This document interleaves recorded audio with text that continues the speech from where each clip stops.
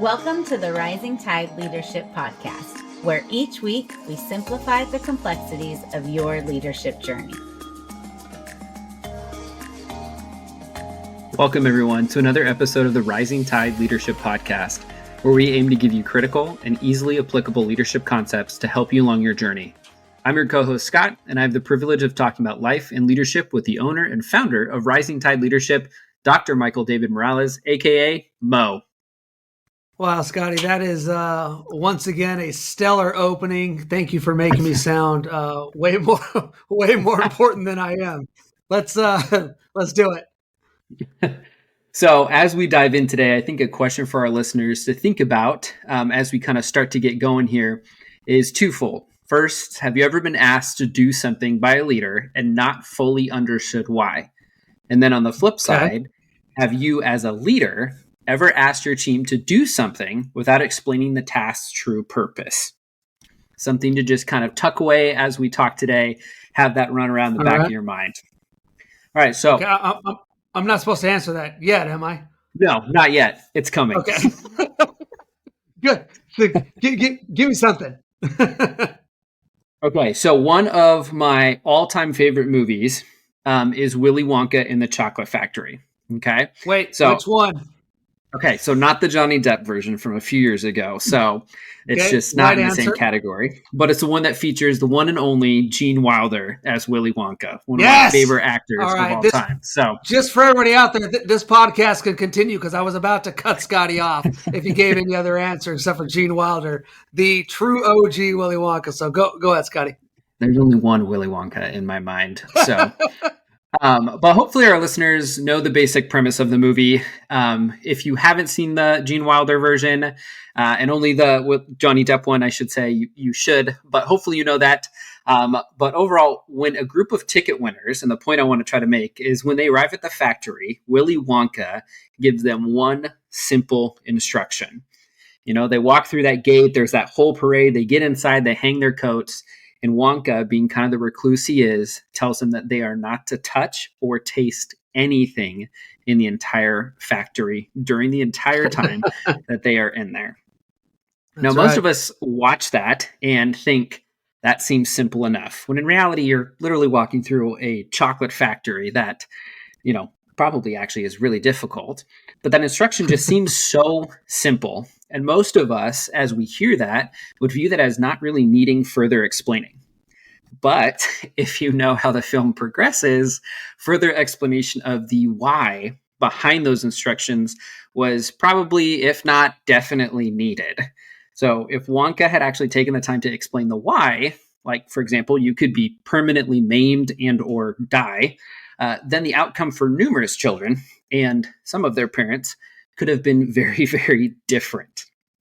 And so I know as leaders, making sure that we understand the why behind tasks given to us and then explaining the why to others as we're assigning them tasks can be so very important.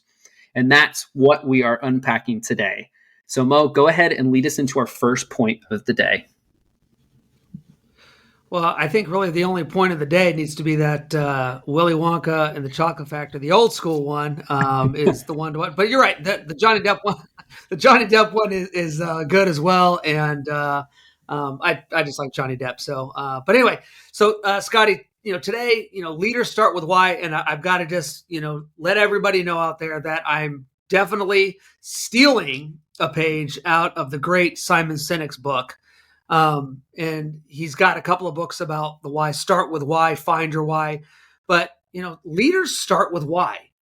And the reason why leaders start with why is because you need to know the vision. As a leader, you need to know the direction. And Scott, that's just paramount. So think about let me get really philosophical for us here. Like the North Star guiding a ship through uncharted waters, so is the why in the leader's life with his or her followers. So, I mean, if you are actually talking about navigating ships, right, on the high seas, if you want to, have success, you need to know where you are.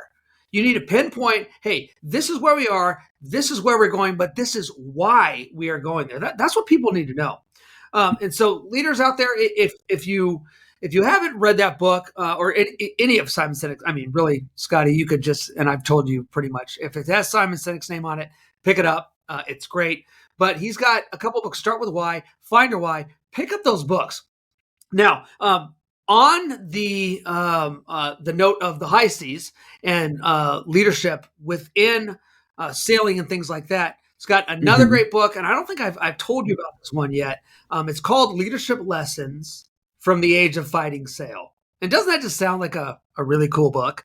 So, I mean, if you want to learn leadership of true heroes, people that men that were fighting on the high seas back in like the 1800s, Leadership Lessons from the Age of Fighting Sail is going to give you some really cool real stories, real life stuff, and how you can apply that to leadership just in everyday life. So that's, those are our first couple, man, we're only a couple minutes in and we've already given 3 book recommendations here. And so with all those stories in there and a movie, gosh, I mean, we might as well say, hey, good night, everybody. So if you want to take a look at another way to view leadership, pick up that book about, leadership lessons during that age. And so, Scott, just like the North Star for sailors at sea, leaders who possess a clear and unwavering belief in their vision, it becomes a beacon of inspiration for the team. And really, that's what we do as leaders. We're inspiring others on a daily basis. And so this kind of clarity enables, whoever's the captain of the ship, him or her, to navigate challenges with confidence. And so my question for our listeners out there today, Scotty, is, as a leader, are you navigating the challenges at your work with confidence? Because you need to know where you're headed and why it matters. Your people want to know why it matters, Scott. So when a leader is firmly rooted in the vision, it fosters a sense of authenticity and gives you credibility, right? We always talk about credibility. And so team members are naturally drawn to leaders who can articulate not just the what and the how of their objectives, but more importantly, Scotty, the profound why behind them. And this deep understanding of vision is going to infuse energy and passion into a leader's communication, ultimately making it compelling and relatable to the followers. It sounds a little futuristic, which I know is one of your strengths from the Clifton StrengthsFinder. And I really hate to throw another book in there after we've already thrown so many. But sure. I kind of assume that at this point, now that I mentioned your futuristic strength, that you're going to probably end up suggesting that book to our listeners. Well, Scott, as you know, I think all leaders need to have that book, StrengthsFinder 2.0. You need to have that in your arsenal. I mean, you need to know your strengths. Scott, one of the first things you and I did years ago, as I said, have you taken the Clifton StrengthsFinder? And you're like, no, I haven't taken it. So I said, well, let's do that. And so now, Scott, that's one of the books in your arsenal. And how many times have I actually had a conversation with you and said, when you're dealing with somebody or something at work, I'd say, well, what is that person's strengths? And sometimes if they've taken StrengthsFinder, it makes it easy, but it can be fun and frustrating sometimes when you don't know the strengths of the other people on your team. And so, Scott, just like you've had that interaction and been able to engage with people on those principles, I want the same thing for our listeners. So listeners, you need to have the ability to get others to believe and follow you with the vision that you have. But if you're going to communicate that effectively, you should really know the strengths of the people that are on your team. And this again leads to why it's important to convey the why in a way that resonates with your team. And the way you do that, Scott, is knowing that person's strengths. So when you tap into this, these strengths in this instance, you can find out the intrinsic motivations for each of the individual people that you're dealing with. And so it's not just about telling people, but it's about listening to them. It's about understanding them. It's about empathizing with the people that you lead. Because, Scott, when people feel heard, when they feel valued, they're more likely to align with your vision and ultimately, with the efforts that you have. And so Simon Sinek's groundbreaking book, again, Start With Why, it really reveals a foundational principle that sets extraordinary leaders apart from the ordinary leaders. And it's all about beginning with the why rather than just focusing on the what or the how. So Simon Sinek reminds us, Scott, that understanding and articulating the deeper purpose of motivation behind our actions is key to inspiring them and motivating them. So think of it as a beacon of light that guides us forward. That's a really great example of that beacon of light. And so, Mo, I guess I just have to ask, like, where have you seen this kind of start with why mentality? Yeah, well, there's really a lot of good leaders that know how to start with why. But if you think back to World War II, and I love all the wars. I'm a history buff. My father was a history teacher, and so I kind of had to know all this stuff. But General George Marshall really demonstrated this principle, and by providing a really clear sense of purpose during World War II without micromanaging the specifics, he helped to let his leaders empower their teams to take initiative and ultimately making a difference in winning the war. I really like that emphasis that you put on micromanaging the specifics. I feel like I hear from a lot of individuals in various different workplaces just about the stress that they feel with micromanaging. And so it just really seems that having a clear sense of that why kind of rules the chance of kind of falling into that micromanaging and kind of really puts that team on the same page as you. So really, really great. Sure. So then, Mo, what's our second point for today? Yeah, so after leaders start with why, here's the second point. Leaders pinpoint essentials. So effective leadership really involves several crucial elements, if you will. First, it's about resilience in the face of failure. Leaders, you are going to fail. Warren Buffett, Bill Gates, Steve Jobs, all these guys, they had their setbacks. And so they persevered, and their stories really serve as a testament of power and tenacity. And so I think about Oprah Winfrey and the empire that she built. I mean, over the years, if you get a chance to read about Oprah and kind of who she was starting out as a little girl who was poor and didn't have very much, and then all of a sudden, like, you just know Oprah from the name, right? I mean, she's not even Oprah Winfrey anymore. She's just Oprah. And in fact, I think her channel is just called O.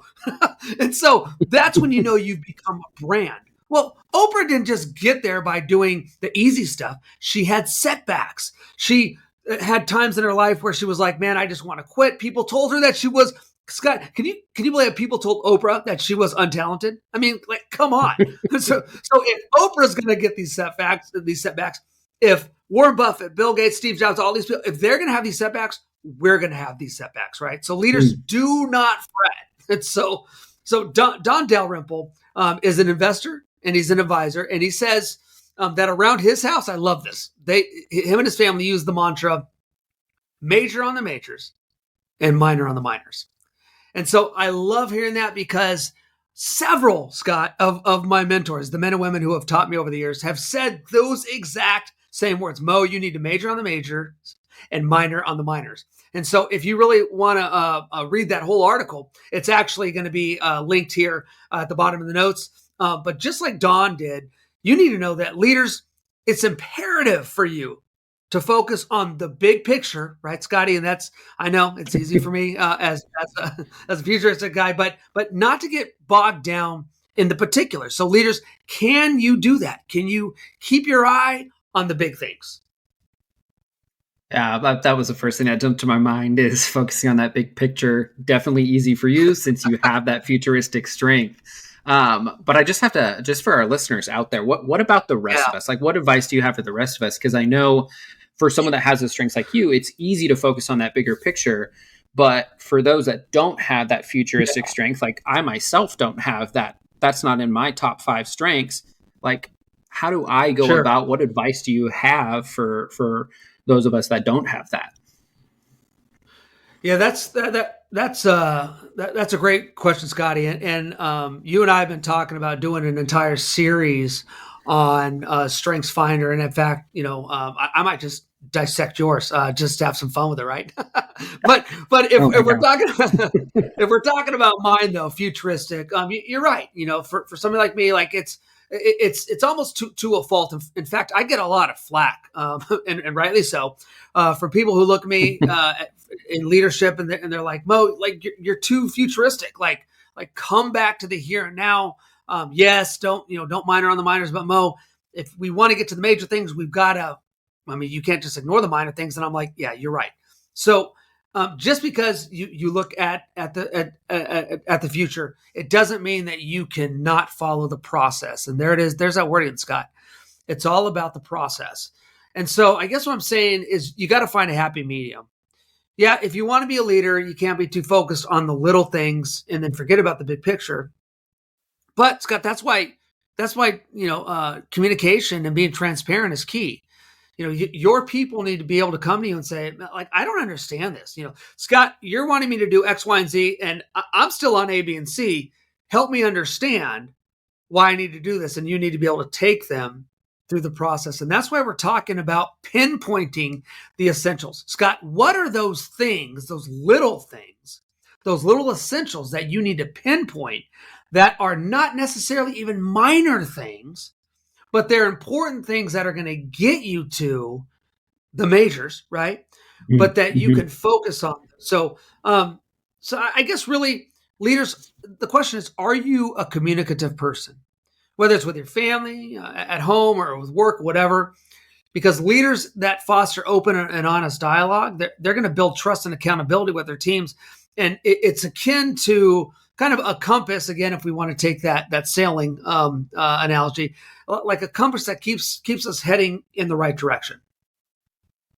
That's great. So a quote I hear a lot of the time is, it's all about the details. It's all about the fine-tuned things.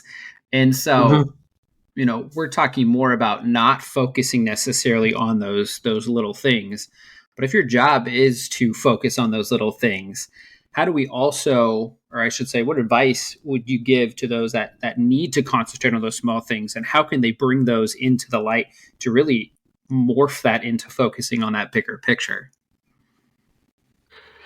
Yeah, shockingly, I'm going to bring up a book by John Maxwell called the 21 Irrefutable Laws of Leadership. And John Maxwell said this.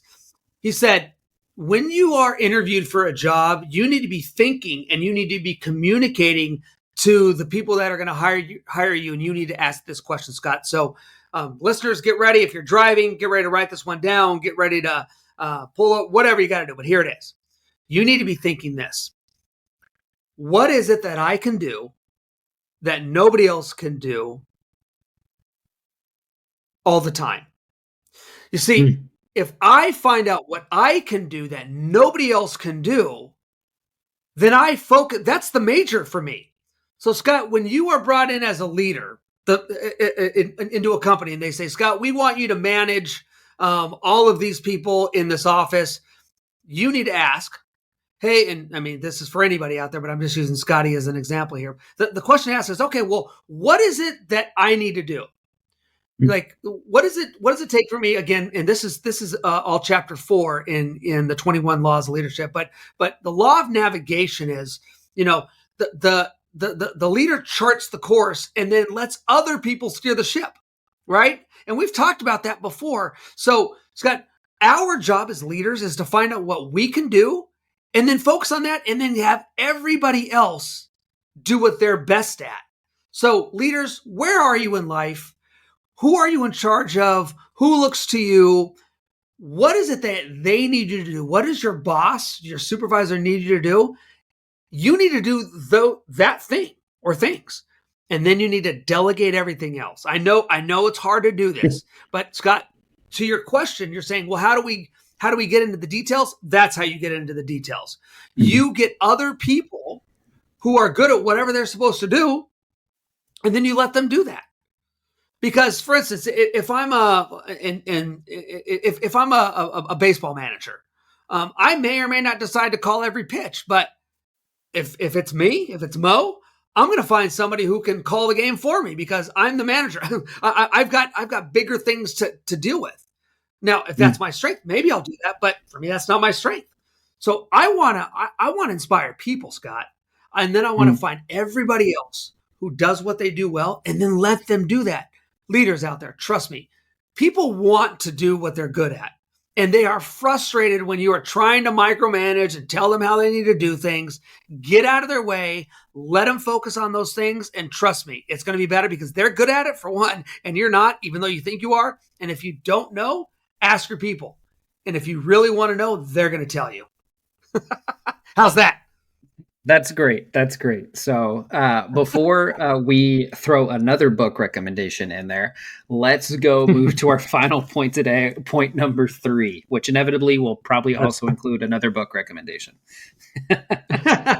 Yeah. So Scott, after point 1, leaders start with why. Point 2, leaders pinpoint essentials. Point 3 is this: leaders empower with purpose. And isn't that what I was kind of really just alluding to, right? That essential, for leaders to empower with purpose is something that they have to do. Leaders, you have to empower through a clear sense of purpose. That is vital. It doesn't matter what you're doing, whatever your job is, that is something that you can do that only you can do that nobody else can do. And by explaining the why behind actions and decisions, leaders encourage their teams to take ownership of their responsibilities. This fosters innovation, collaboration, and then ultimately, Scott, it's gonna lead to commitment and success. It's great. So, Mo, I know that sometimes work can seem like one is just kind of going through the motions, so to say. So clocking in, sticking to your job description, keeping that head down, and kind of just not really necessarily feeling a sense of purpose. So what would you say to those individuals that don't really see purpose in their everyday workflow? Well, two things. I would say this, Scott. First, we work during the day to make a living. We work during the night to make a life. So if you are unhappy where you're at, don't just quit your job because you probably need to make money, right? So I'm not going to say, just quit your job and just go out and follow your dreams. But now that might be what you need to do, but you might end up living in your car. And if you're out there and you got a family, you got a wife and kids or a husband and kids or whatever, if people depend on you, that might not be the best thing for you. So keep your head down, like you said, Scott, and get done what you have to get done because that's what you were brought on to do. So you're in that situation. You know me. I don't. There's no excuses. I'm at where I'm at today because of the decisions I made, good or bad. You're at where you're at today because of the decisions you made, good or bad. And everybody out there, you can't blame anybody except for yourself because you are the one who made a decision. Nobody's forcing you to do these things. Now, that having been said, this is what you need to do.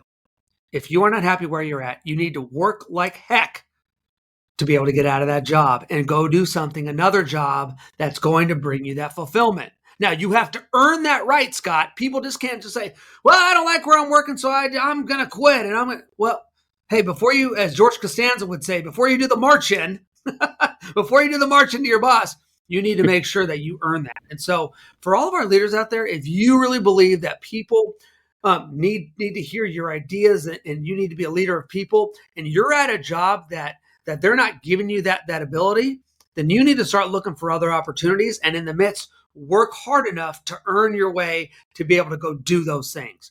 I'm a big believer that you should do something that brings you life and passion and excitement. But I'm also a bigger believer in that you need to pay your dues. You need to get it done.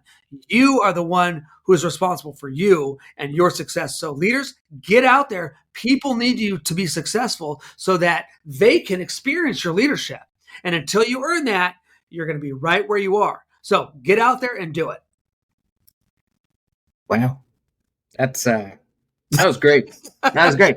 I just feel like if we had, I'm not going to drop my mic because, that break my mic, but I feel like this is that's mic drop moment is expensive. So, Gosh, what a great point to end on. Just empowerment being so incredibly important, but not just empowerment with a purpose.